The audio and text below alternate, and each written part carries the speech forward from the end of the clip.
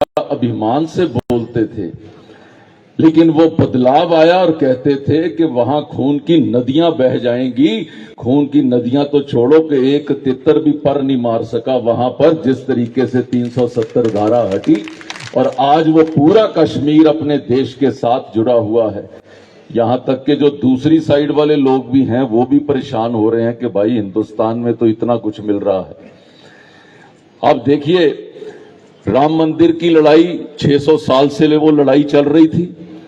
हर व्यक्ति के दिल के अंदर, हर व्यक्ति के घर के अंदर राम लल्ला का स्थान एक उत्तम स्थान के रूप में आपने रखा हुआ था। लेकिन राम लल्ला ये कांग्रेस राज के अंदर, वहां कैंप के अंदर वहां पर रह रहे थे, उनके लिए भव्य मंदिर बनाने का काम किया। तो भारतीय जनता पार्टी की सरकार आने पर नरेंद्र मोदी जी ने वो कार्य किया।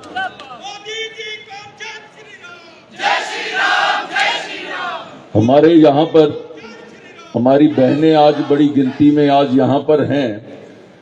आप किसी मुस्लिम बहनों से बात करके देखें, उनको रोका जाता है। ये चुनाव हुए ना, अभी आपने देखा होगा शिवराज चौहान जी के पास जाकर वो महिलाएं रो रही थी कि हम तो मुस्लिम महिलाएं हैं, और हम जब वहां पर बटन दबाने के लिए गए, घर आकर हमारी पिटाई हुई। क्या कारण था? क्योंकि वो महिलाओं को लगा कि अगर सम्मान दिया है किसी ने हमको, ये जल्लत की जिंदगी से सम्मान दिया है, ये 3 तलाक खत्म करके अगर ये सम्मान दिया है, तो वो नरेंद्र मोदी ने ये सम्मान दिया है। और वो आज सारी बहनें, मुस्लिम बहनें भी जाकर वो नरेंद्र मोदी जी के लिए बटन दबाती हैं। आपने देखा होगा कि एक 3 प्रदेशों के रूप में एक हैट्रिक हुई। हैट्रिक बोलते हैं कि जिसमें 3 प्रदेशों में, आप मध्य प्रदेश, राजस्थान और छत्तीसगढ़ के अंदर हमारी सरकारें बनी। अब वो जो हैट्रिक है वो नरेंद्र मोदी की हैट्रिक होने जा रही है। 2024 में हम तीसरी बार फिर से उनको प्रधानमंत्री बनाने की ओर अग्रसर हो रहे हैं। आज गारंटियों की बात करते हैं। यहां पे सब लोग नारा लगा रहे थे, सुखू भाई, सुखू भाई। मेरे को समझ नहीं आ रही कि ये गारंटियों की बात करने के लिए वो वहां से दोनों मुख्यमंत्री आए थे यहां पे, उन्होंने प्रेस कॉन्फ्रेंस भी करी थी।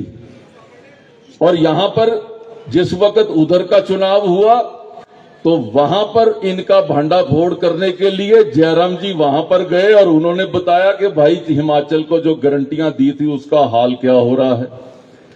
आप परिवर्तन दिवस मना रहे हैं, मेरे को हैरानी होती है। कांग्रेस का बड़ा बड़ा ऐड आया हुआ था, क्योंकि अब तो ये इश्तिहारों की पार्टी हो रह गई है। यहां ये बोर्ड लगाते हैं, यहां इश्तिहार देते हैं, काम करते नहीं हैं। मोदी जी काम करते हैं। ये परिवर्तन दिवस मना रहे हैं, कहते परिवर्तन हुआ। हां, मैं मानता हूं बहुत बड़ा परिवर्तन हुआ। परिवर्तन ये हुआ कि हम सड़कें बनाते थे, अब सड़कें टूटी हुई हैं। परिवर्तन हुआ ना? हुआ ना? हम नए दफ्तर बनाते थे, नई जो है एसडीएम का कार्यालय खोलते थे, हम कितने कार्यालय बनाए, स्कूल बनाए, इन्होंने बंद किए। परिवर्तन हुआ ना? हुआ ना परिवर्तन? हमने नौकरियां दी, इन्होंने नौकरियां ली। हुआ ना परिवर्तन? ये परिवर्तन है जो आप सबको ये देखना चाहिए। ये कहते थे कि हम ये 1500 रुपए देंगे। अभी मैं पूछ रहा था, सैजल जी से मैं पूछ रहा था, हमने 4 लाख लोगों को पेंशन मिलती थी जब जयराम जी की सरकार आई थी, और जो सरकार के 5 साल के अंदर वो संख्या 8 लाख लोगों की हो गई। हमने पेंशन बढ़ाई, इन्होंने जो देनी थी वो भी हवा हो गई। परिवर्तन तो हुआ ना?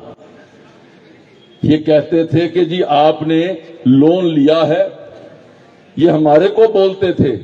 1 साल के अंदर अगर पूरे प्रदेशों की गिनती की जाए तो सबसे बड़ा लोन लिया तो सुक्खू सरकार ने 12,000 करोड़ का लोन लिया। परिवर्तन तो हुआ ना? ये परिवर्तन मना रहे हैं। वो धर्मशाला में इसी परिवर्तन की बात चल रही है। मेरे को तो याद आ रहा था, वो एक पिक्चर का गाना था, क्या हुआ तेरा वादा, वो कसम वो इरादा। मेरे को तो यही लगता है कि आज सारी हिमाचल की जनता यही पूछ रही है भी कहां गया वो वादा। अभी हमारे से पहले बोलने वालों ने कहा कि उन्होंने कस्में खाई थी, मंदिर में जाकर कस्में खाई थी। इनके जो नेता हैं, जो इनके मंत्री बने हुए घूम रहे हैं, उन्होंने कस्में खाई थी। आज वो माता रानी वो छोड़ने वाली नहीं है जिसने झूठी कस्में खाई हैं। एक एक का हिसाब लिया जाएगा। आज आप देखें कि ये गारंटियां जो एक शांति प्रिय 5 साल आपने देखे थे, पर्यटन भी किस तरीके से आगे बढ़ रहा था, और अब क्या हुआ? पर्यटन भी बंद हुआ, शांति भी भंग हुई। कैसे कैसे केसेस अलग अलग जिलों से हमने पढ़ने को पाए हैं। अभी आपको एक ये पैम्फलेट दिया गया है, उसमें पूरी डिटेल है, मैं उसकी डिटेल में नहीं जा रहा। लेकिन आपको, आम जनता को ये लगता है कि पूरे प्रदेश भर के अंदर इस समय जो लॉ एंड ऑर्डर की स्थिति वो ठीक नहीं है। मैं चंडीगढ़ से आता हूं। अभी थोड़े दिन पहले मेरे पास चंडीगढ़ की सारी जो टैक्सी यूनियन के लोग आए और उन्होंने कहा कि जी हमारा तो जी बंटा धार हो गया जी, काम बंद हो गया। मैंने कहा क्या हो गया भाई? इसके बारे में भी आपके इस पर्चे के अंदर डिटेल है। एक एक गाड़ी को जो वहां से आए उसके अंदर 2000, 3000, 4000, 5000 रुपए का उनको एंट्री टैक्स लगा दिया। अब जो पर्यटन के लिए जो यहां पर व्यक्ति आना चाहता है उसका काम कहां पे रुका? उसने कहा भाई इतने पैसे लग जाते, गाड़ी को वो एक दिन का है, अगर दूसरे दिन भी वो गाड़ी वहां घूमती है तो अगले दिन से फिर दो। मैंने कहा यार ये कौन सा ये जजिया टैक्स लगा दिया है आपने, ये कैसा टैक्स हो गया? लेकिन पर्यटन इफेक्ट हो रहा है, टूरिज्म इफेक्ट हो रहा है, लॉ एंड ऑर्डर इफेक्ट हो रहा है। ये चीजें तब बढ़ती हैं जब शांति होती है। आज आप देखेंगे जो गारंटी की बात करने वाले, और अब आम जनता समझ गई है कि गारंटी किसी की लेनी है तो सिर्फ एक व्यक्ति की गारंटी लेनी है, वो सिर्फ मोदी की गारंटी है, बाकी सब गारंटियां झूठी पड़ गई।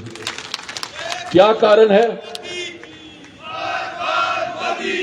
मोदी जी को मालूम है कि किस घर के अंदर उज्ज्वला की गारंटी देनी है। जिस घर के अंदर गैस नहीं थी, जो हिमाचल प्रदेश पहला ऐसा प्रदेश बना, हर घर के अंदर हर बहन के पास वहां पे गैस और चूल्हा उसके पास हुआ। ये हुआ कि नहीं? आपके सामने हुआ। ये गारंटी तो गारंटी हुई ना।